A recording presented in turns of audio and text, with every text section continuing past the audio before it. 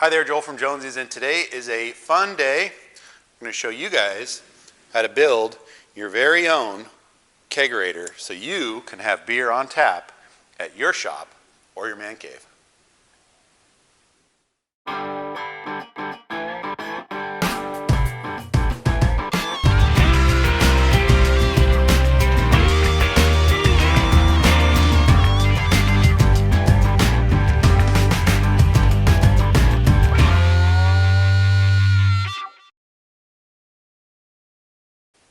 So let's get right down to it. We're going to go through all the hardware. All of our products to build this kegerator came from Beverage Factory, and we tried to go with their house brand Kegco on the parts. They're very reasonably priced, and the quality is very good. So if you guys have any questions about any of these products, contact Beverage Factory. They are great customer service. They'll be happy to answer any of your questions. So let's get right down to it.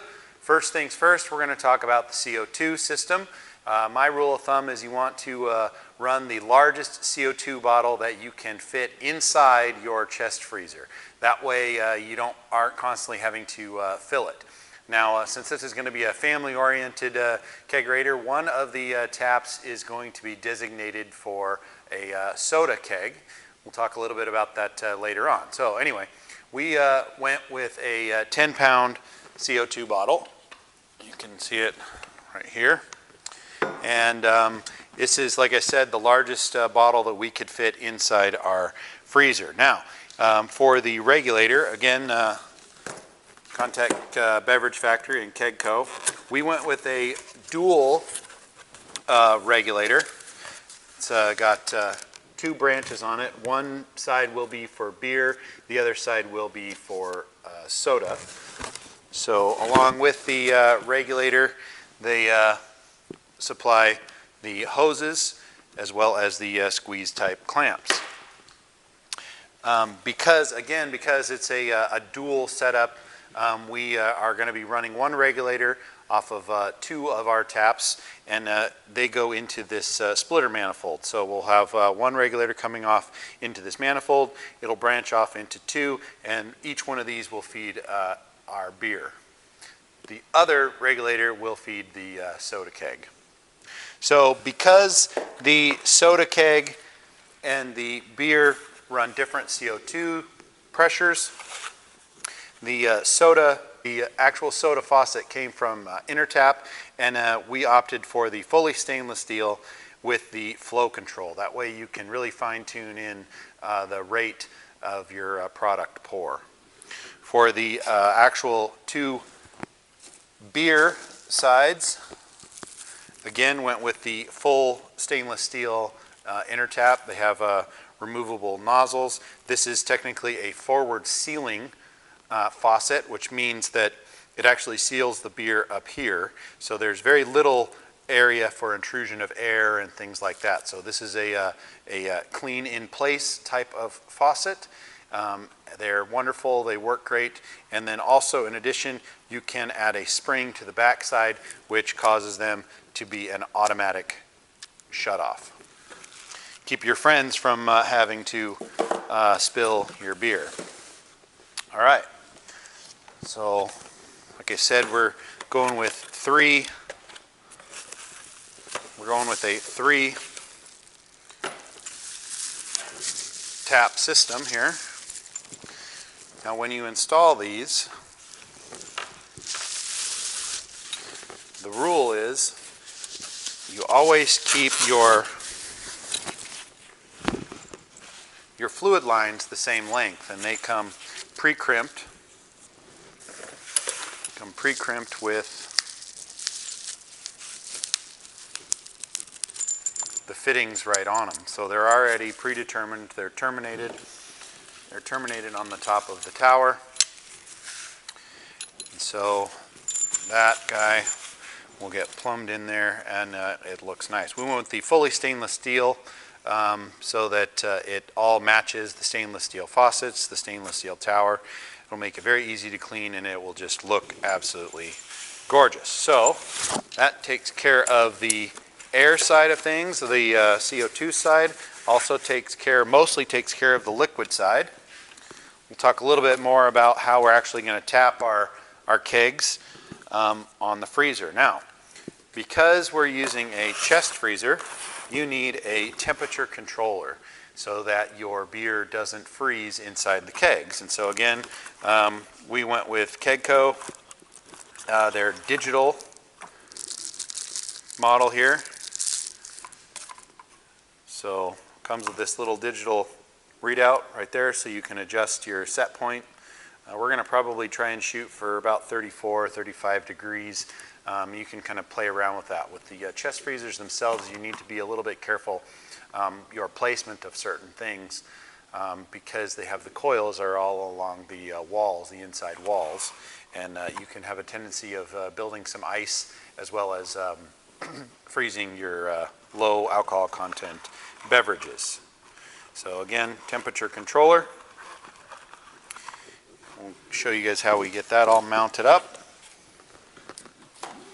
And that pretty much sums up all of our hardware. Now let's grab the camera, we'll walk over and give you a tour of the actual freezer that we chose for this project. So as for a chest freezer, we went with a brand new model. This one happens to be a Frigidaire. I believe, don't quote me on this, I'll post the actual model number in the description or maybe put a header in the video. But anyway, it's a Frigidaire. And the critical dimensions are obviously determined based off of how many kegs you want to run. We have a 3-tap system, so we're going to have potentially a soda keg, which is like a corny, and then 2 half barrels. And the way this is laid out is we might actually be able to install another soda keg. So potentially 2 half barrels and 2 soda kegs or corny kegs. Now, with this chest freezer, I specifically chose this to kind of maximize the capacity here, but one problem that we ran into is that a standard tap is too tall. You can see it would come down and it would hit the door. So we again called up Beverage Factory, and they had a really nice clean solution. They got us set up with a low profile tap system, which go right like there, and will clear our freezer no problem. The lid will have no issues closing. So we ordered 3 of those guys, and we'll be dialed in. Now the CO2 bottle, you can kind of see is sitting over there. So our general layout, come down here and see, you can see our CO2 bottle will have room to sit directly on the floor of the freezer, but if we really wanted to maximize the capacity, we could tilt this and lay it kind of on an angle, kind of like that, and have our regulator set up right there. So for now, the way this is going to work is our CO2 bottle is going to go right like that, and our regulator kit is going to come out and be right like so, and then we will mount our distribution block maybe somewhere like there or somewhere like so for the rest of the CO2. So that'll be kind of the general layout. And last but not least, for a actual top of this, you guys saw our walnut tabletop right here. We are just going to mount this tabletop like that. Give it about a 1/2 inch overhang on each side, and then have it go all the way flush against the hinges in the back. So if you come back here, you can take a look. The top will be flush so that you can roll this all the way up against the wall, and you won't have a gap in the back. So this actually could be a functional top. Overhang in the front. Come take a look and see the overhang in the front. We gave about 1.5 inch overhang in the front so that you have a handle for lifting this up. All right, so then the tower itself is going to be mounted right in the middle, like so. Now, if this, we've built several of these previously with a very similar butcher block type top. And if the butcher block itself is functional, this one is not functional, this is just has a veneer, a walnut veneer on top of it. If the butcher block is actually functional, what we have done previously is we've offset the actual tower, and then you actually had a legitimate work surface on the remainder of the freezer. So for us, because it's going to be more of a showpiece, we're going to center the tower just like that, and be able to walk right up to it, put a nice little drip tray right here, and pour yourself a cold beverage. So next thing you guys are going to see is we're going to go ahead and get this stuff mounted in there and finalize the install. So here we have our CO2 distribution manifold. Now we just used some stainless steel screws to mount this to the side of the freezer. So just a word of caution on that. Just make sure that if you are going to be drilling in here, you use the shortest screw possible, and you drill in a spot where you know that you're not going to hit any of the refrigerant lines. So what we're going to do here is these two are going to be for our beer, and then this one right here is going to go over to our soda keg. So we've got our CO2 lines. The CO2 lines can be any length you want.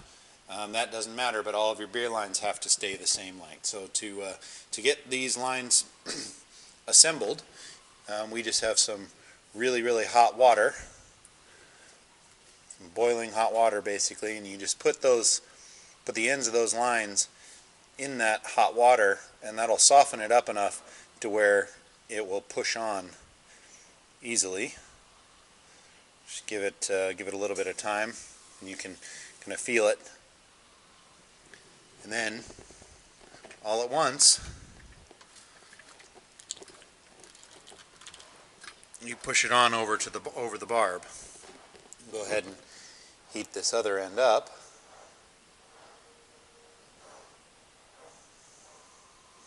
And when this is kind of a one-shot deal, so make sure you don't forget to put your squeeze clamps on.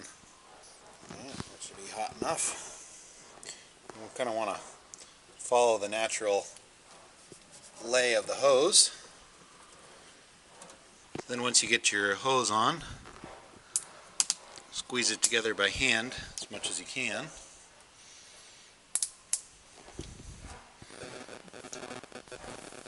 And just take a pair of pliers,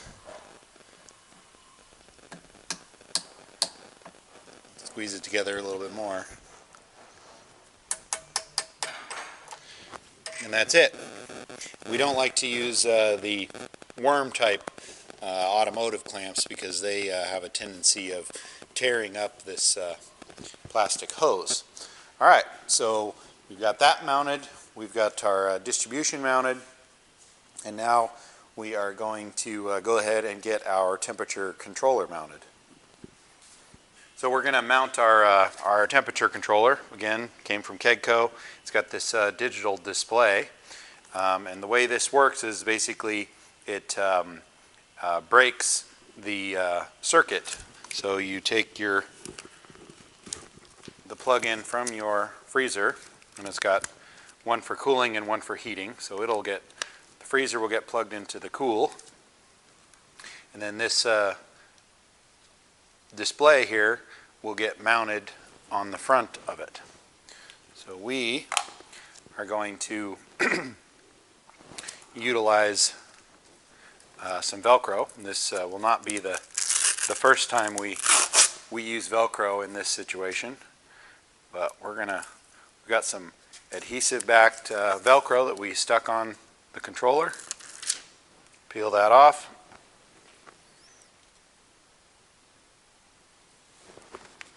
We're going to mount it right there on the back. Then the actual cord for the freezer can mostly get coiled up like that and plugged in right like that. So it's time to lay out the position of our tower. We found the center of our top here, and then we centered up our little gasket and identified the 4 mounting holes for that. So we got a hole saw to go ahead and drill this out. And we're not going to drill it all the way through yet. We're going to just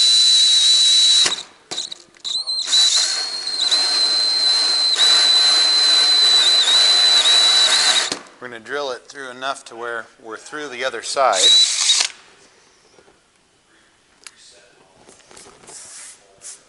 And we're going to drill through enough to where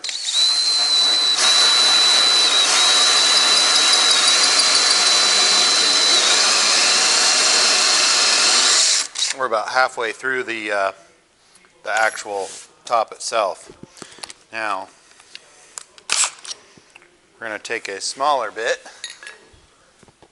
and we're essentially going to drill 4 pilot holes.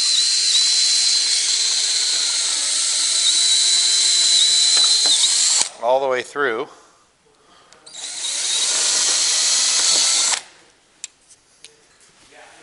Now the next step is we're going to go take this, set it on top of our freezer, and mark our center hole in the top of our freezer so we can drill the hole for the lines to go through.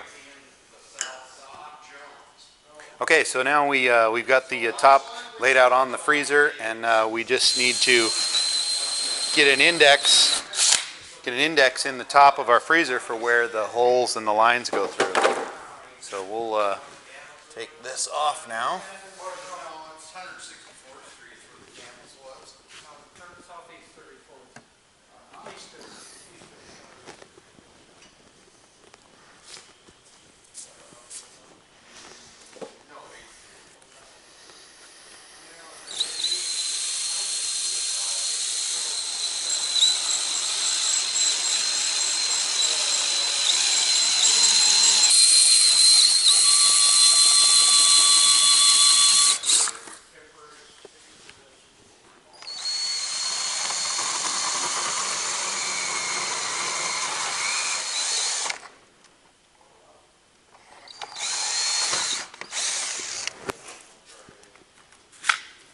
So this is our final mock-up. We've got the tower screwed down. Underneath of it, the way we're going to secure this, we have it just mocked up right now, is we have strips of Velcro, adhesive back Velcro. You can see one side stuck to the freezer, the other side will peel this sticky back off, set the top down, and it'll be good to go. And the reason we like doing it this way is if this top ever gets warped or badly scratched or messed up in any way, you can actually peel the Velcro off. Now, since all this stuff is really clean and there's no texture on the top or on the freezer, the adhesive back Velcro strips actually work really, really well. They're a lot stronger than people give them credit for. So we'll go ahead and get this thing lifted up, get it Velcroed down, and we did a little bit of an overhang on the front so that you can have spots for your fingers, and then we have it overhanging just a little bit on the side so that it kind of covers up everything. And there's that temperature controller, which is also mounted with some sticky back Velcro, so you could take that off and move that if you wanted it. But all in all, it looks really good. We're going to wrap this thing up.